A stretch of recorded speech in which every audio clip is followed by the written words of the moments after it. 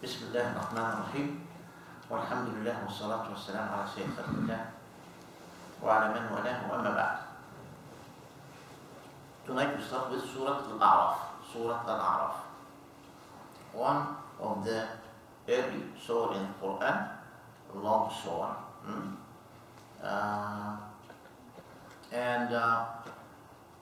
Again, we need to emphasize that we are not interpreting each and every verse in the surah, which is the standard approach that you will find in any interpretation reference, but we are just going to touch bases on a few selected verses. That doesn't mean that we have exhausted the surah. It just gives you a flavor of what this surah is talking about in general. And to start, inshallah, we're going to go to verses 8 and 9 in the early openings of the surah, wherein Allah Azza wa Jalla says, وَالْوَزْنُ يَوْمَئِذٍ الْحَقِّ وَالْوَزْنُ يَوْمَئِذٍ الْحَقِّ فَمَنْ ثَقُلَتْ مَوَازِينُهُ فَأُولَٰئِكَ هُمُ الْمُفْلِحُونَ وَمَنْ خَفَّتْ مَوَازِينُهُ فَأُولَٰئِكَ الَّذِينَ خَسِرُوا أَنفُسَهُمْ بِمَا كَانُوا يَظْلِمُونَ. What is the verse saying? وَالْوَزْنُ يَوْمَئِذٍ الْحَقِّ. الوزن, from which the mizan is derived, and mizan is the balance, right? Al-wazn is the weighing of something, or the weight of something. وَالْوَزْنُ يَوْمَئِذٍ الْحَقِّ. On that day, our deeds will be weighed exactly the way we have done them. So Allah explains, فَمَنْ ثَقُلَتْ مَوَازِينُهُ, he who has heavy weights in his balance, فَأُولَٰئِكَ هُمُ الْمُفْلِحُونَ. These are the muflihun. The muflihun from aflaha, meaning the ones who were successful, the ones who gained the benefit. Aflaha falah. Muflih. وَمَنْ خَفَّتْ مَوَازِينُهُ, and he whose weights are light, comes to the Yawm al-Qiyamah with a light weight of deeds, فَأُولَٰئِكَ الَّذِينَ خَسِرُوا أَنفُسَهُمْ. Notice the expression that Allah uses. He's saying that those are the ones who have lost themselves. الَّذِينَ خَسِرُوا أَنفُسَهُم. What a loss that is. You may lose money, you may lose material things, you may lose a loved one, but here you are losing your own self. You see? That's a traumatic expression. Those who come with light weight from al-amal, those are the ones who have lost themselves. بِمَا كَانُوا بِآيَاتِنَا يَظْلِمُونَ. Because they were disbelieving in our word, in our signs that we sent to them, in our messengers, and so forth. SubhanAllah. And the idea about these two verses is that I wanted to touch base on the notion of al-wazn, that weight that Allah uses repeatedly. That theme keeps occurring repeatedly in the Quran Kareem, about weighing things, weighing us, and so forth. And metaphorically, you can express your thought about someone by saying he is a heavyweight or he is a lightweight, right? It's the same notion. But in the Quran Kareem it's used repeatedly, as if Allah subhanahu wa ta'ala is telling you things are going to be weighed accurately. And this is why you would find that Allah subhanahu wa ta'ala says elsewhere, وَنَضَعُ الْمَوَازِينَ الْقِسْطَ لِيَوْمِ الْقِيَامَةِ. وَنَضَعُ الْمَوَازِينَ الْقِسْطَ لِيَوْمِ الْقِيَامَةِ. On the day of judgment, we shall put those proper scales, accurate scales, for everyone, to weigh their deeds. SubhanAllah. Again, mawazin, plural of mizan. And then Allah also says, إِنَّ اللَّهَ لَا يَظْلِمُ مِثْقَالَ ذَرَّةٍ. Allah doesn't do you injustice even to the tune of مثقال ذرة, the equivalent of an atom. The equivalent of an atom. La ilaha illallah. Again, that matter of weighing comes into the forefront. Also, we recited our second verse of Al-Isha, the Surat Al-Zalzalah, and Allah subhanahu wa ta'ala concludes with فَأَمَّا مَنْ ثَقُلَتْ مَوَازِينُهُ فَهُوَ فِي عِيشَةٍ رَاضِيَةٍ وَأَمَّا مَنْ خَفَّتْ مَوَازِينُهُ فَأُمُّهُ هَاوِيَةٌ. He who has heavy weights is successful.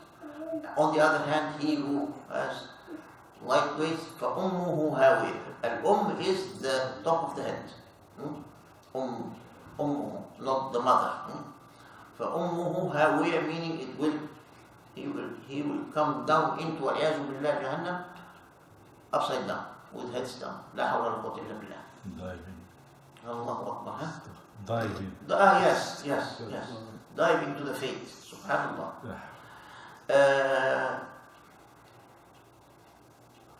Ibn Abbas commented about this matter of وزن الأعمال, and he said يعني طيب الأعمال are intangibles, مش كده؟ Deeds are intangibles. So how do you weigh an intangible? How do you weigh sadaqah that Allah gave to a needy person, or that Sadiq did a salah for tatawwu? How does that, this is an intangible act, how does that translate into a weight? Ibn Abbas is saying that those deeds will come on the day of judgments. Your deeds are going to come in a materialistic form. Subhanallah. Indeed, you might see, and it's in many hadiths, you see somebody good-looking person coming, smiling towards you, and you see, who are you? And he will answer you, أنا عملك الطيب.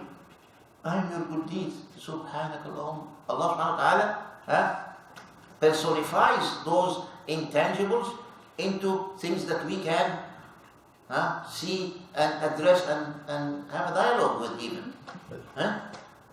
Same thing with the Quran, same thing with the Siyam. يشفعان يوم القيامة. The hadith says that they intercede on your behalf on the day of judgment. That Quran that you recite. So the Quran is a book. On the day of judgment, it will be your defender. It will be your defender. You say, Ya Rab, منعته النوم في تلاوته فشفعني فيه. يعني he stayed up during the night to recite, so oh Allah, make me intercede on his behalf. Right? تمام? And the same thing with the salah, with the siyam, right? What is your name? Yahya.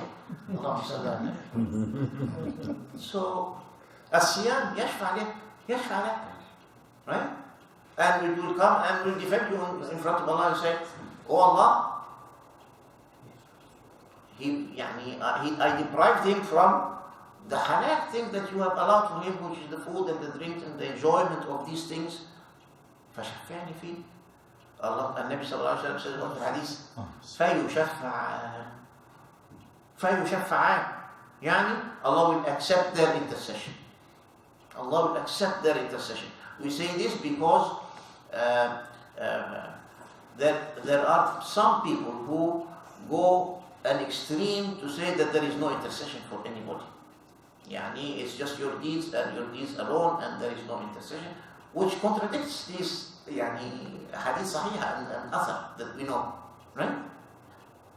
To the point that if you contradict shafa'at al-Nabi sallallahu alayhi wa sallam, then that's not from the deen, but now you're going off a tangent, because we know he himself alayhi salatu wasalam says that he is going to intercede for ummah, and he will reserve his intercession for those who did a lot of salah or siyam. No. It's for those who did a lot of bad deeds. Those are the ones who need the intercession of the Nabi sallallahu alayhi wa sallam, he will say, Allah, forgive them for what they've done. They are from my ummah. Right? They said, La ilaha illallah. Right?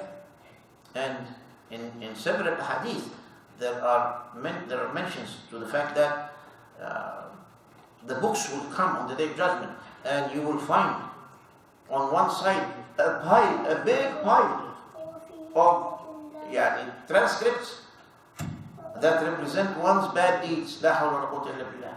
And on the other side, just a small single page. And then when that page is opened, what's in it is what?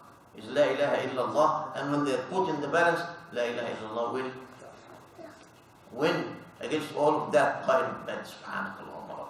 Subhanakallah. It is as if you are essentially given the glad tidings that it's easy to get into the mercy of Allah subhanahu wa ta'ala. Wallahi it is. Isn't it? When you do a hasanah, how many multiples do you get in reward? At least 10. الحسنة بعشر أمثالها Quran Kareem. مش كده? At least 10. So you do a good deed, you get 10 folds. You do a bad deed, just the one bad deed. Right there and then, if you do 1 and 1, you are 10 to 1 ahead of the game. Subhanallah. Subhanallah. Just stay away from al-kabair. Stay away from the major sins. These put you in a totally different classification. Fine. So Ibn Abbas is telling us that those deeds that are intangible, in essence, are going to be transformed into something materialistic that can be weighed and will have either a heavy weight or a light weight on the day of judgment. Doesn't Allah subhanahu wa ta'ala say in Surat Al-Kahf, فَلَا نُقِيمُ لَهُمْ يَوْمَ الْقِيَامَةِ وَزْنًا. We'll have no weight for them on the day of judgment. They will have no weight. Those are وَلَعِيَذْ بِاللَّهِ الْكَافِرِينَ. Kafirin, this ayah is not addressing the mu'mineen. مش كده؟ أولئك الذين كفروا بآيات ربهم ولقائه. كفروا بآيات ربهم ولقائه. Those are the ones who disbelieve in Allah and His signs that He sent.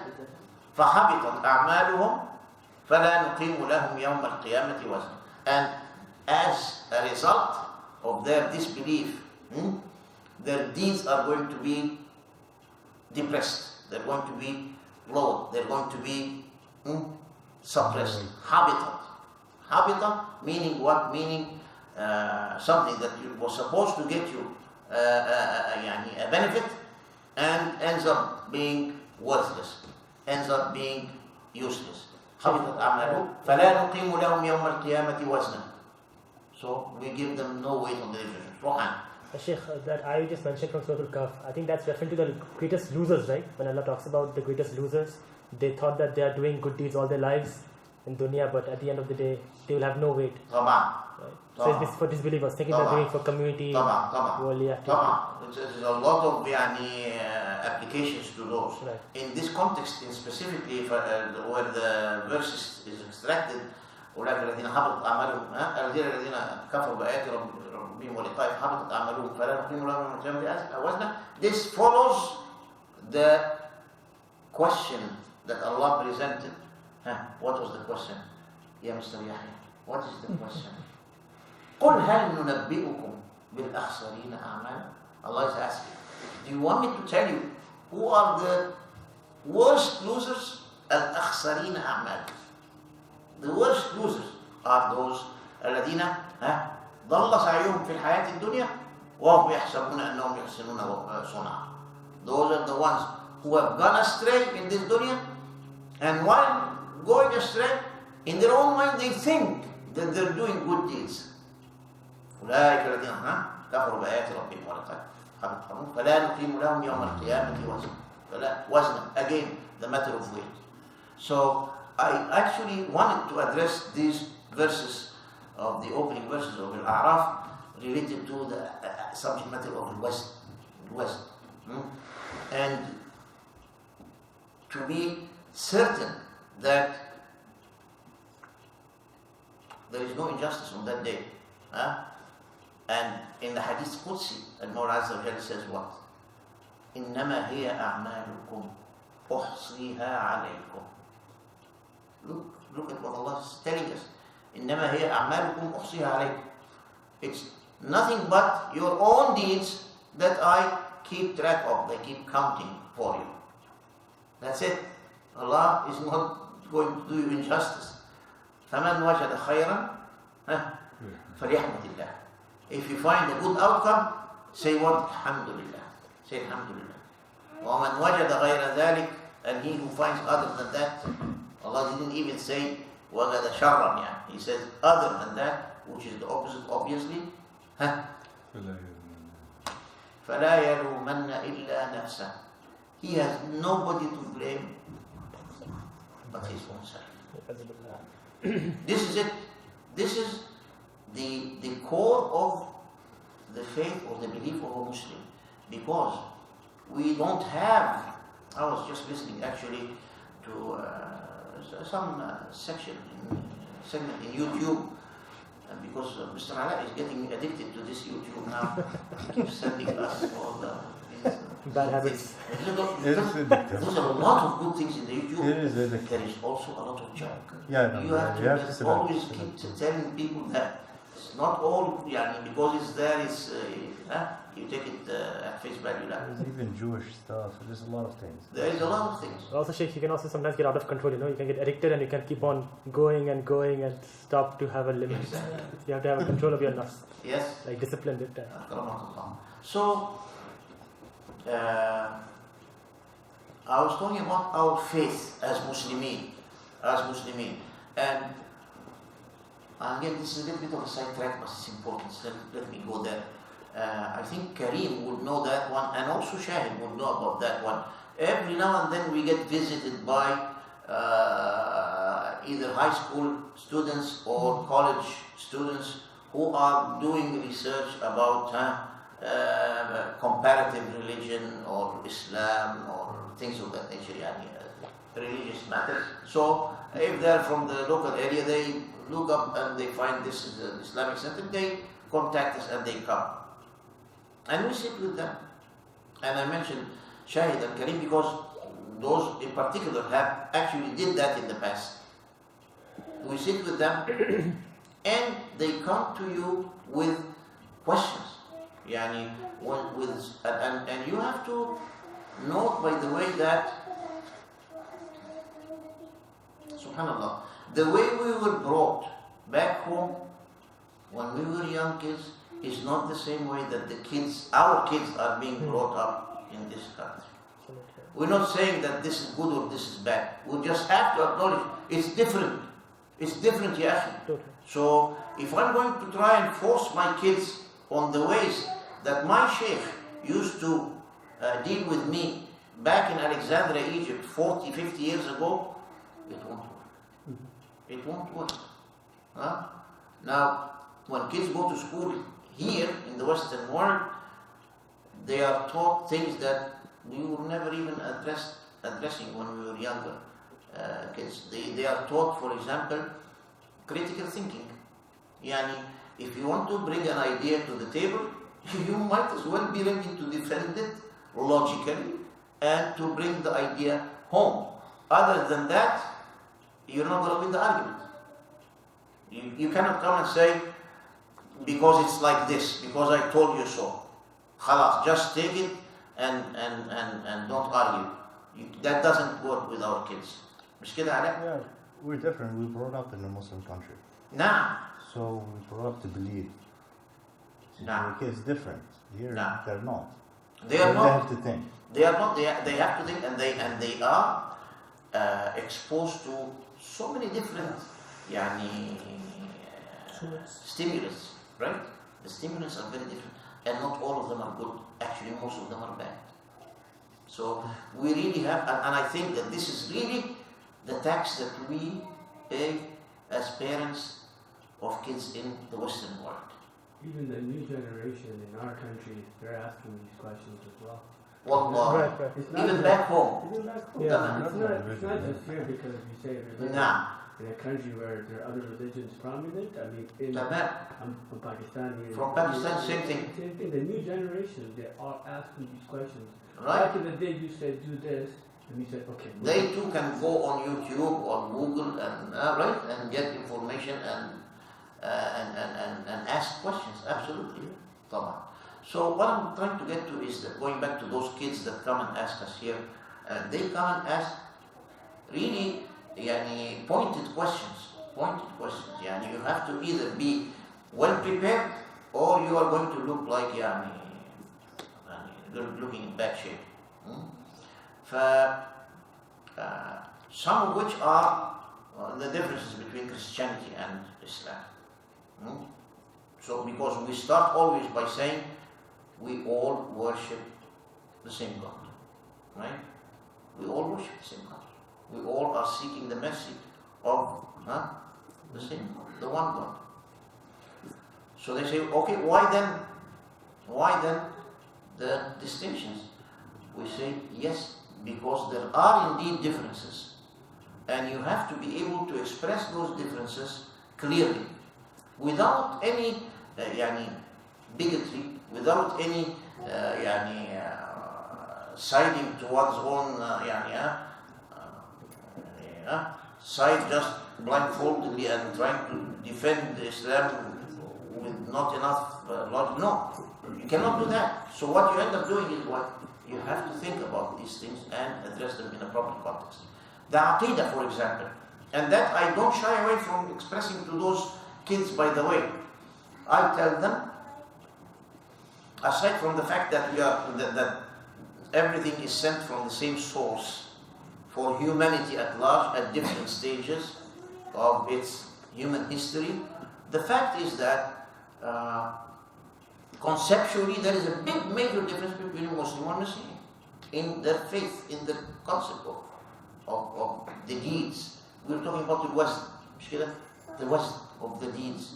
And I said, we don't have in our deen, for example, the notion that a prophet will carry on all the sins of his people, the same way that some Christians, and I say some to be reserved because not all Christians, by the way, say that. Really? I did not know that.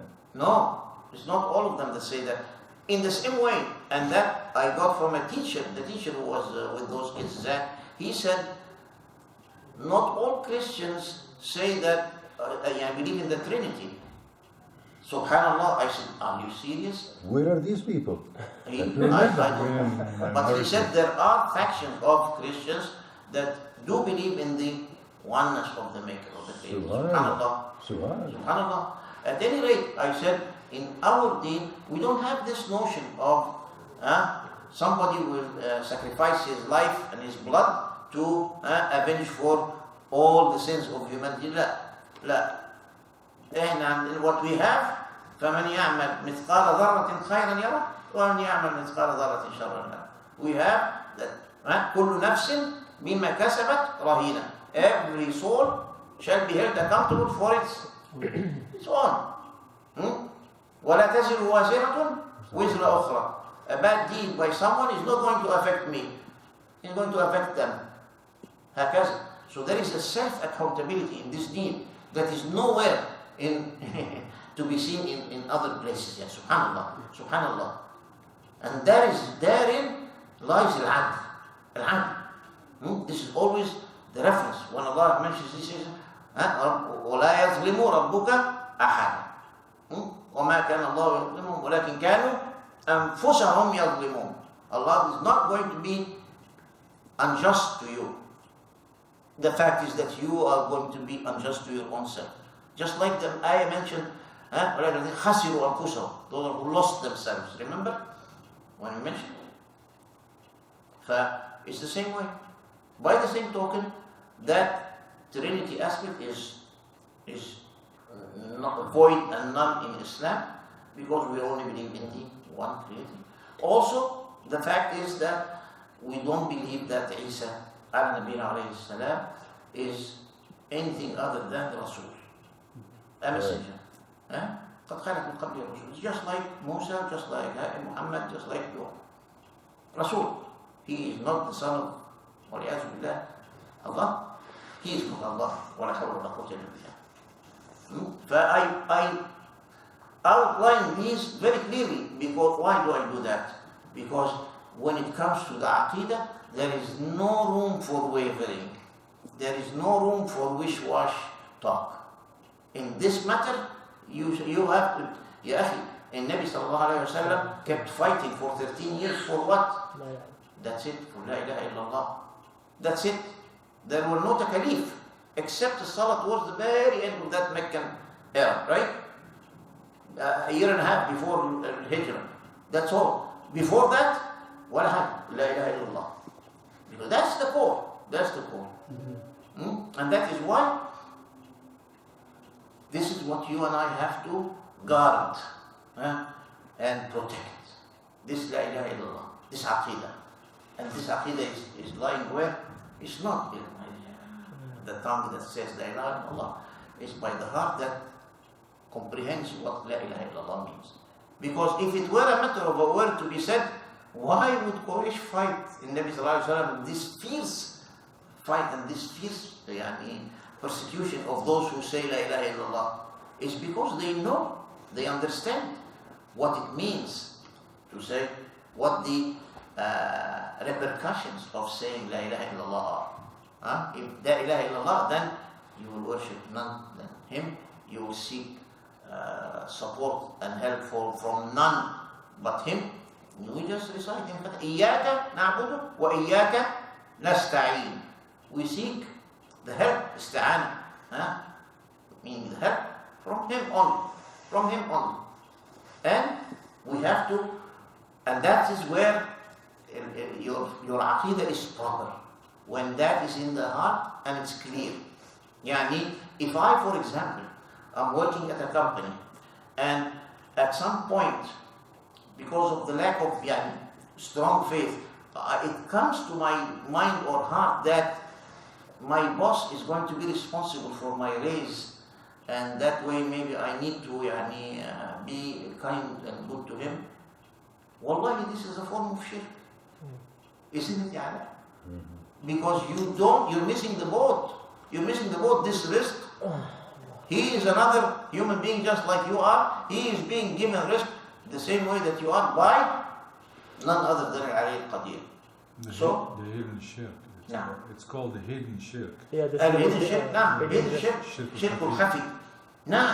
Because they are not saying that we're going to associate somebody with Allah in our worship, but when they do this, it is by default a form of shirk. I see that, I don't know, but it's not that common here, but it's very common back home. When people buy a new car, and then in that rear view mirror they hang in this nice little big blue thing there, or blue eye or something like that. And you ask, what is this? Or the five. The Or the five, the hand, 5 fingers. The amulets and all. To do what?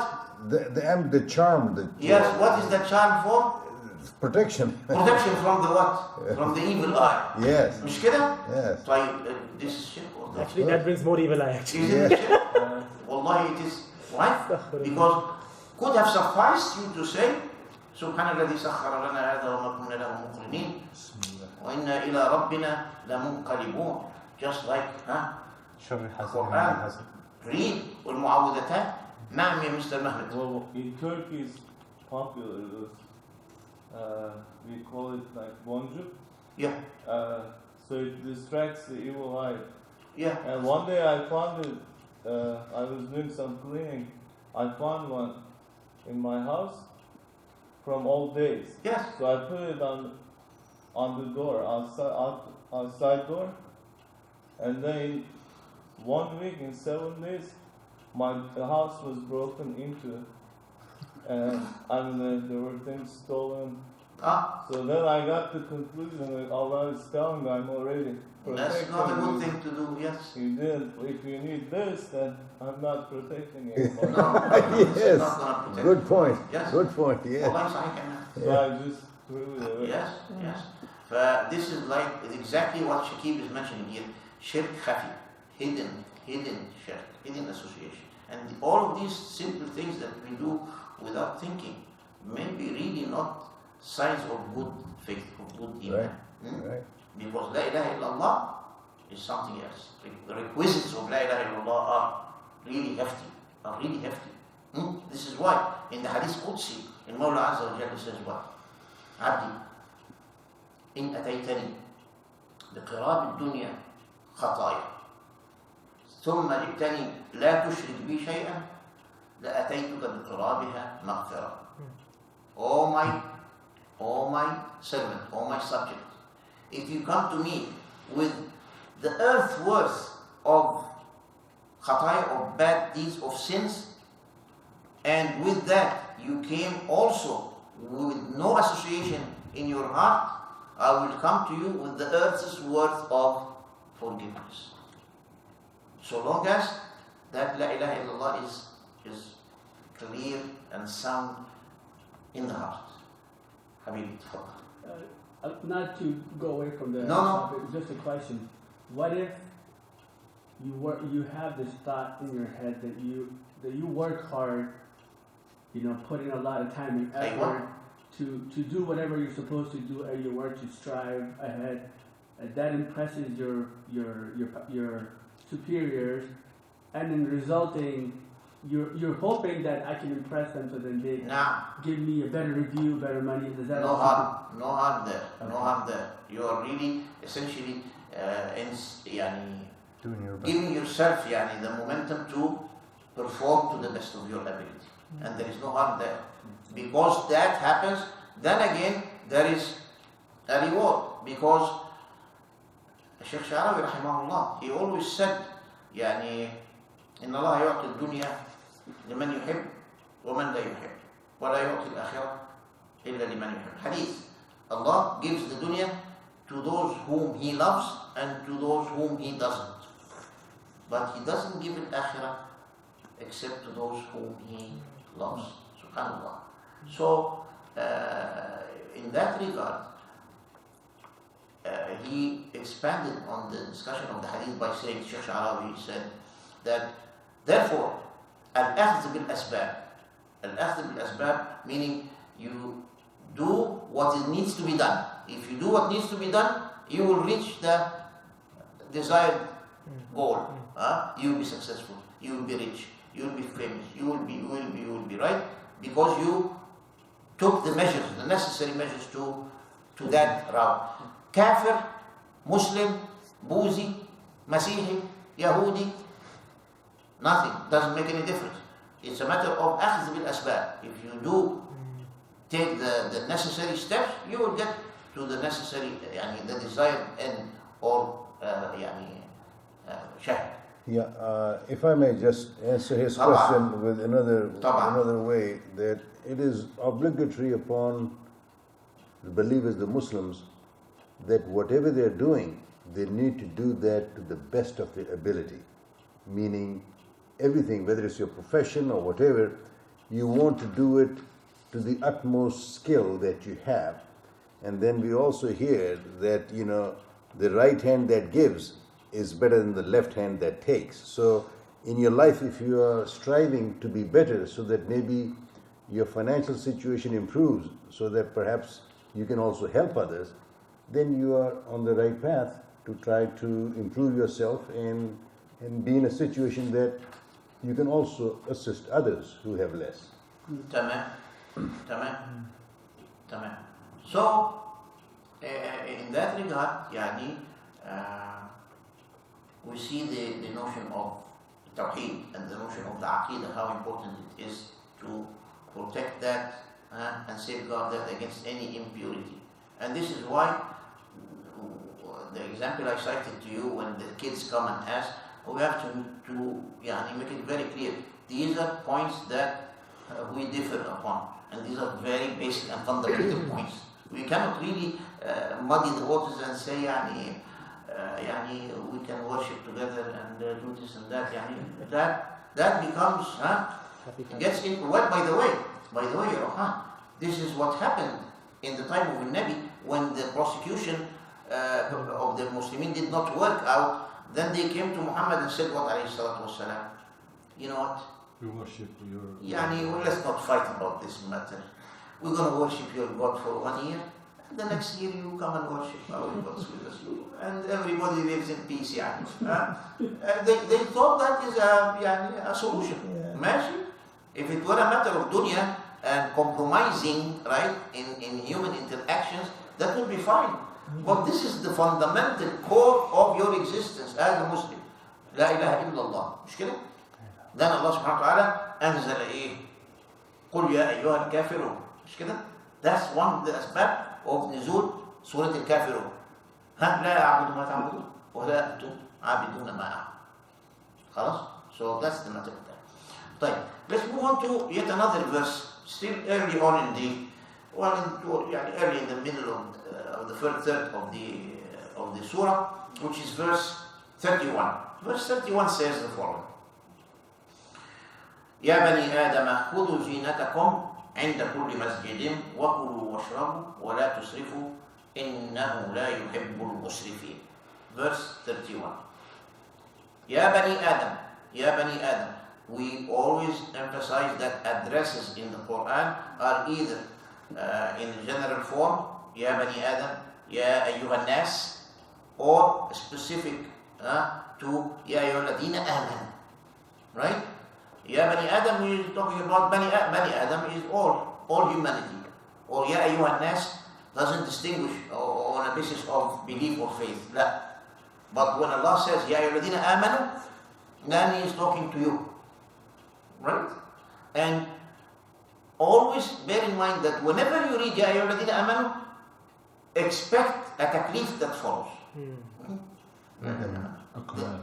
Now? A command. A command that will follow. Because He is addressing the believers. He's going to ask you to do something or not do something. مش كده? What is the meaning of taklif? Oh? Taklif. Taklif. Yeah, you just use the word. Command. Taklif is a command. Okay. Yes. Okay. Because in our language, it means trouble. Pain. Trouble. Wallahi Yeah. That's where the derivation came from. Yeah, In the Urdu? in Urdu, yes. Because when you hear Ya ayyuhal nas, that be prepared, there's taklif coming, that to us means that there's trouble coming. I mean, it's like rational because, in a way also it can mean pain, right? So obligation kind of begets pain, like in some form, like, effort, endeavor. No, but in Arabic it means a command. It means, a command, an obligation. Obligation. Yeah. Okay. All right. Like, what is the verse saying here? يا بني آدم, a generic command. خذوا زينتكم عند كل مسجد. Be well, groomed wherever you are at a state of prayer. Masjid, in كل مسجد. وكلوا واشربوا, eat and drink. ولا تسرفوا, and don't do that excessively. إنه لا يحب المسرفين. Allah does not like those who go to excess.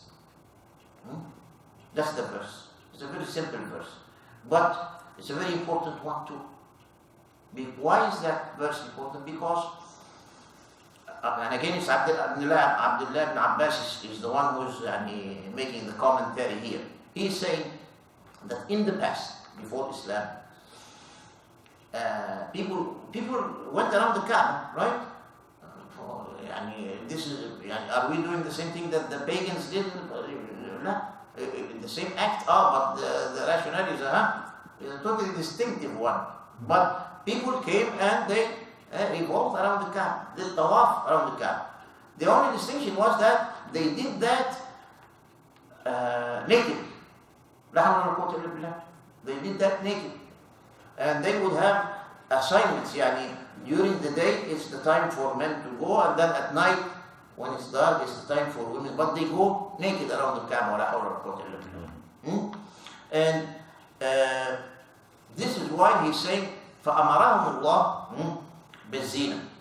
That's why Allah subhanahu wa ta'ala said, take your attire when you're going to do that worship. When you're going to do that worship. So therefore, that command specifically is for the mushrikeen. يعني Muslimin, they don't go around Kaaba naked. So this was for يعني a time that's gone by. تمام. But then again, العلماء, they say, you know what? We like that notion of خذوا زينتكم.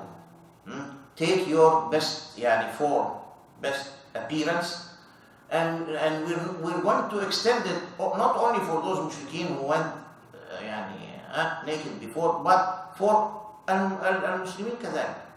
We're going to make it also applicable to Muslim, but in a form that is different now. خذوا زينتكم عند كل مسجد means now wear your best clothes. Wear your best clothes and be of your best form. So they included, for example, putting good يعني طيب, right? To have good smell. مش كده? And for example, making يعني سواك, brushing the teeth. So you make yourself in the most presentable form when you're going to al-masjid. Subhanallah. This is why, by the way, there is a hadith that tells you that when you're going to, for example, al-Eid, especially when it comes to the Eid, especially when it comes to the Jum'ah, right? Because the Jum'ah is a mini Eid that happens every week. And then there are the big Eids that we have. So, yani Nabi is telling you, on those occasions, wear your best. Look your best. Groom yourself. If the beard is a little bit out of form, if the fingernails are outgrown, right? If there is a little bit of a tube that will colony or then that's what you perfume or something, that's what you do, and so forth. Siwak if you want to make your mouth, and the fact of the matter is that it is from the good fiqh that when you come to the masjid, today was the Jum'ah and we gathered here, and it was crowded, Jum'ah, right? It was very crowded today. Imagine if somebody who is coming from his morning shift, sweaty and not in a car mechanic, for example, coming from the shop with all the greasy outies or that, stands next to you and brushes it, subhanallah. That's not good fiqh. Also not good fiqh is what? Is for somebody who has a terrible cold and sneezing and sniffling and coughing and doing all these things, and comes and stands next to you in line or sits next to you for a khutbah that stays for half an hour, and for sure you're going to go home carrying the germs, subhanallah. So the good fiqh tells you what? If you are having some of that, pray at home, pray at home. It's much better because the basic fundamental rule of fiqh is what? درء المفسدة مقدم على جلب المنفعة. مش كده شيخ؟ What does that mean, Mr. Shakib? درء المفسدة مقدم على جلب المنفعة.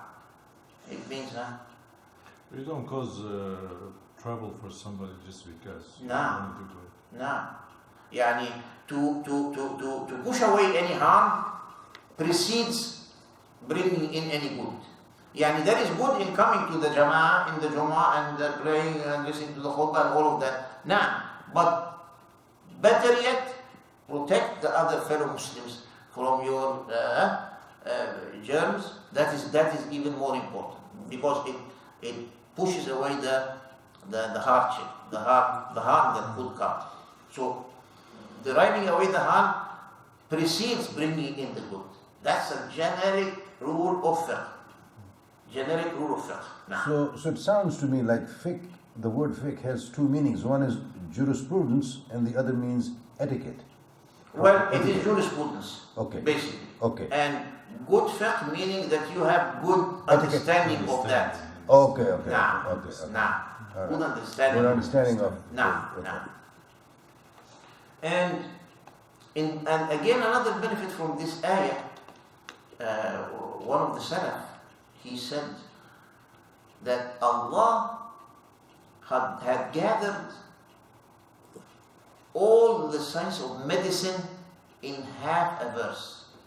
Subhanallah. And Allah جمع الطب كله في نصف آية, wherein it says وَكُلُوا وَاشْرَبُوا وَلَا تُسْرِفُوا. eat and drink, and don't do that in excess. He's saying that this is the remedy, this is the medicine for all ills. And it's true. It is true. How is it true? Because go to the hadith. Nabi says what? ما ملأ ابن آدم وعاء شرا من بطنه. Ibn Adam, at large, not a Muslim, not a kafir, Ibn Adam, did not fill a container worse yet than his own stomach. ما ملأ ابن آدم وعاء شرا من بطنه. It's the worst container to make full to the hill. You see? And he continues by saying, حسب ابن آدم أكلات, or another narration, لقيمان. يقمن صلبا. Suffice it for him, for Ibn Adam, to get a few bites that would keep him alive and well. Just a little. مش كده؟ فإن كان فاعلا, if he must eat, like we did,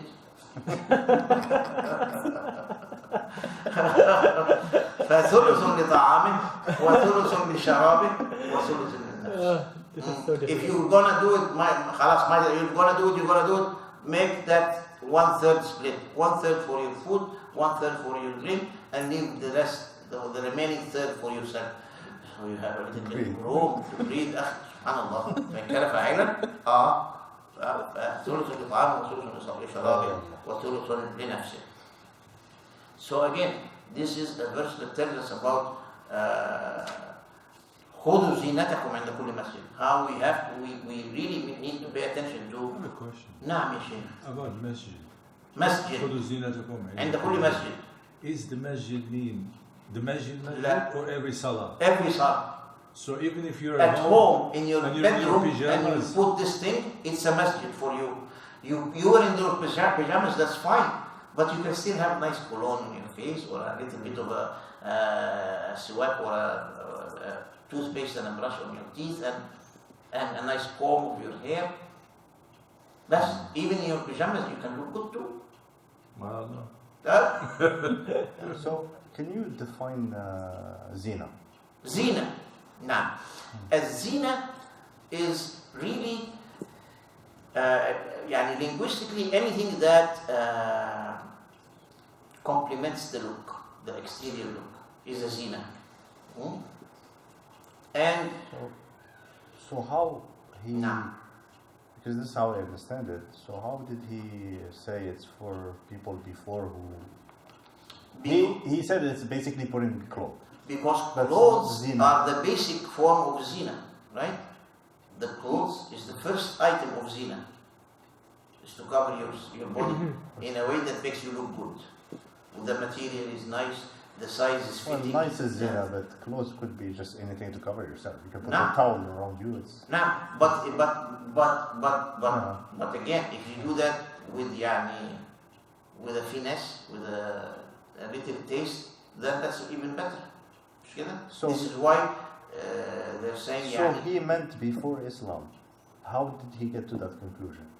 he did not get to that conclusion. There was some of the This is my question. Nah. Zina doesn't. I don't see We the said that scholars said that we are going to take that to apply to us, and there are hadiths that support that. That's why there are hadiths that support that. Okay. Now, and by the way, this is a situation wherein we get into Quran al-Kareem, into another rule, a general rule that a lot of people sometimes misconstrue. And this rule says the following, I'll say it in Arabic because you will understand it and then I'll translate it. It says, العبرة بعموم اللفظ لا بخصوص السبب. Meaning what? Meaning when you read the Quran and you get a statement, you can take that statement and generalize it beyond the reason for that statement being made, that verse being sent to Nabi Sallallahu Alaihi Wasallam for that very occasion. مش كده؟ you can generalize that for other things. But that rule, by the way, is very tricky because sometimes it does not apply. So you have to have a little bit of a critical Very eye. careful. Little fiqh. فقه again. again, fact, proper understanding of where the rule that you generalize the statement to mean It's a dangerous area. it's a very risky يعني a little bit يعني care may be needed there. روحان. Sheikh, just a grammatical question. أيوة. So zina and so is zuyina bab fa'ala of zina or no? نعم زين.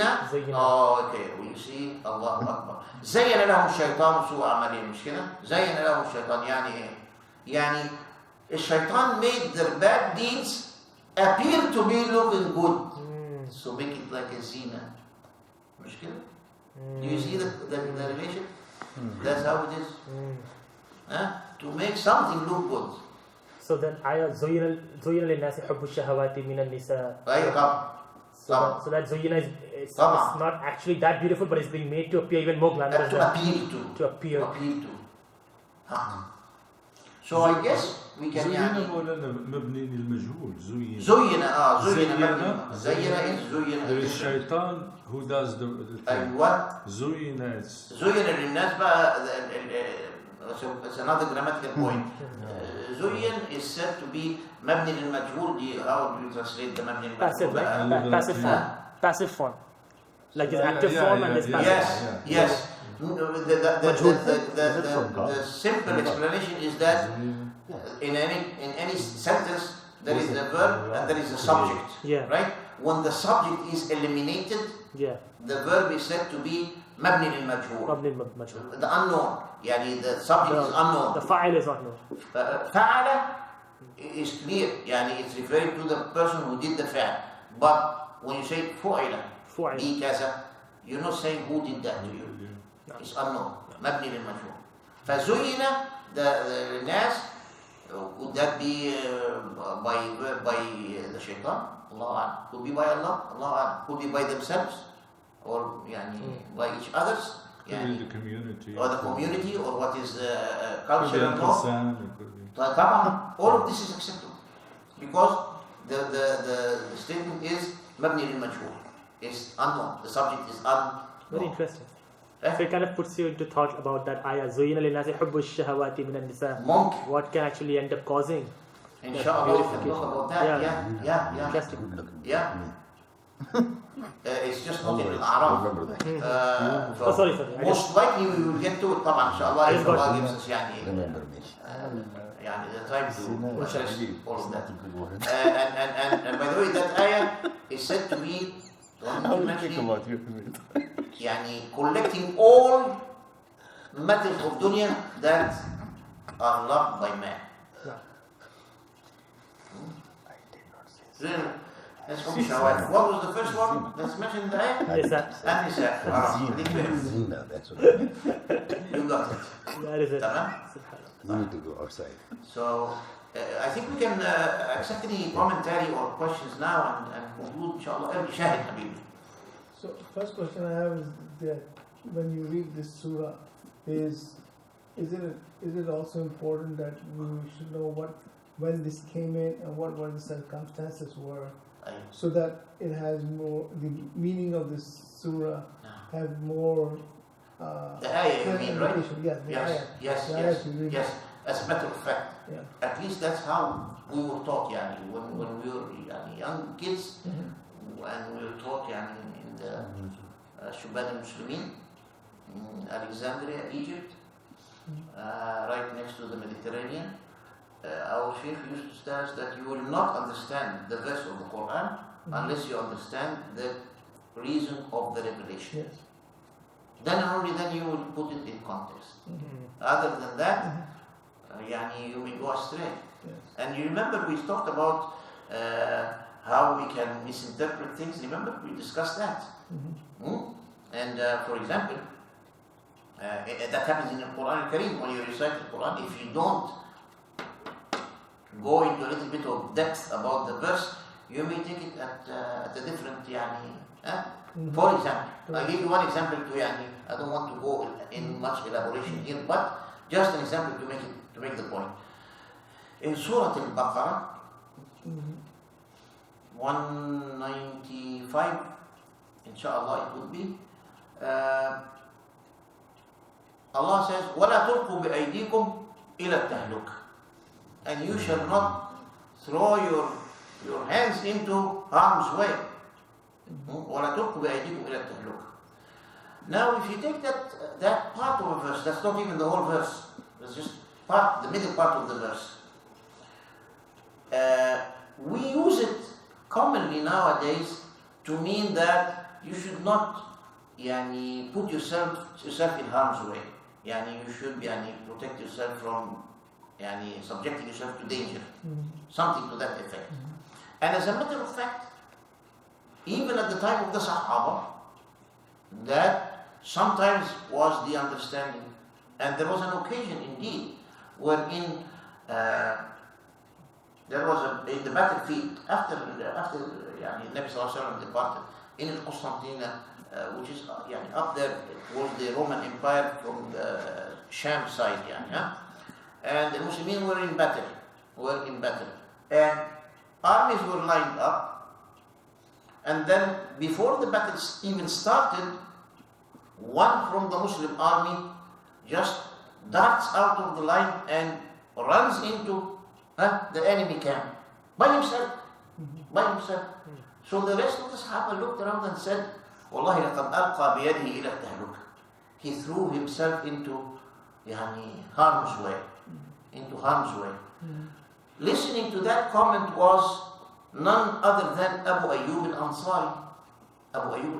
And whom he is. Who is Abu Ayyub al-Ansari? Very close.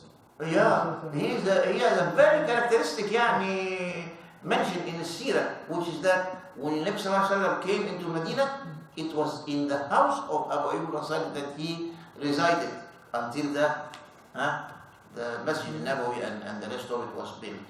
So he was in the hospitality of Abu Ayyub al-Ansari. What a pleasure and what an honor, subhanallah. What an honor that is. And by the way, when that happened, that's another footnote, Abu Ayyub al-Ansari lived in a home that is 2 stories, So he said, Ya Rasulullah, you have to reside in the 2nd floor. I can't have you reside in the 1st floor and I reside in the 2nd floor. And Nabi said, let me stay down. And he said, and then that happened. But then, the very next day, he noticed that Nabi Sallallahu Alaihi Wasallam is being visited by a lot of people. He has to see a lot of people. So this is not practical. So he switched and he allowed Nabi Sallallahu Alaihi Wasallam to stay at the lower level so that he will be in more access to the people who want to see him and ask him and so forth. But Abu Ayyub al-Ansari had this honor, an honor that is unique to this man, nobody else. He said, "Wallahi lakum tata'awwaluna al-ayah ala ghayri mahmalih." You are taking this verse, you are interpreting this verse not in the right way. وَلَا تُلْقُوا بِأَيْدِيكُمْ إِلَى التَّهْلُكَ. This is how so. He said, this verse was sent to Rasulullah ﷺ to address us Al-Ansar. It's for us Al-Ansar. Why? Because after the fighting and the Badr, Uhud, Khandaq and all of the battles and the like, we wanted to have some time off. We want to have some relaxed time wherein we sit with our families and don't have to spend so much on on the fighting and all of that. So Allah subhanahu wa ta'ala says what? وَأَنْفِقُوا فِي سَبِيلِ اللَّهِ. وَأَنْفِقُوا, spend for the cause of Allah. وَلَا تُلْقُوا بِأَيْدِيكُمْ إِلَى التَّهْلُكَةِ. وَأَحْسِنُوا, the rest of the verse, وَأَحْسِنُوا إِنَّ اللَّهَ يُحِبُّ الْمُحْسِنِينَ. So therefore, he is telling them, essentially, that's exactly what he told them. He said, therefore, this verse is not to talk about al-qital, about fighting.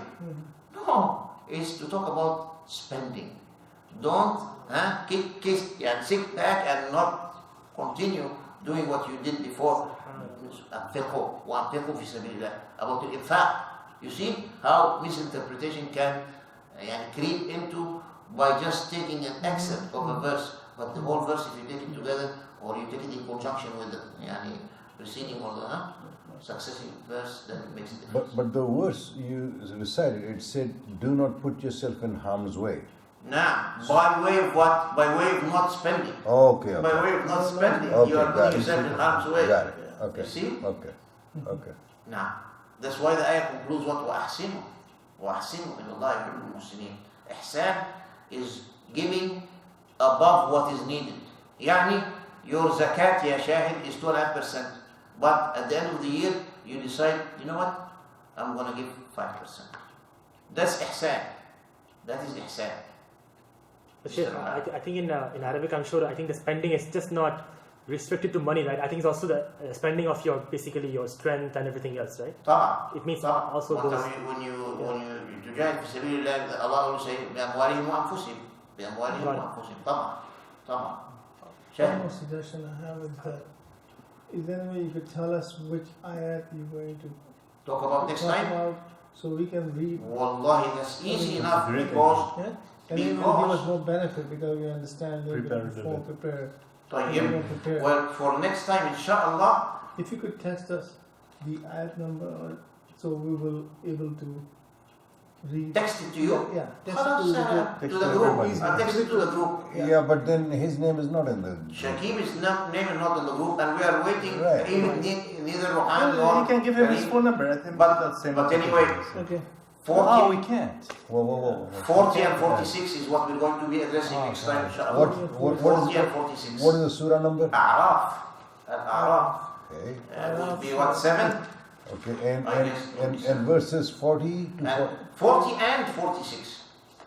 40 You and- jump from 40 to Yes, 46. yes. Okay. As I mentioned to you, we don't really go Understood. in sequence now. Understood. 40 and 46 at least are the ones that we're going to be covering, Al-Araf. inshallah, next time. Al-Araf. Okay, Yeah, I'll yeah. text it. How about that?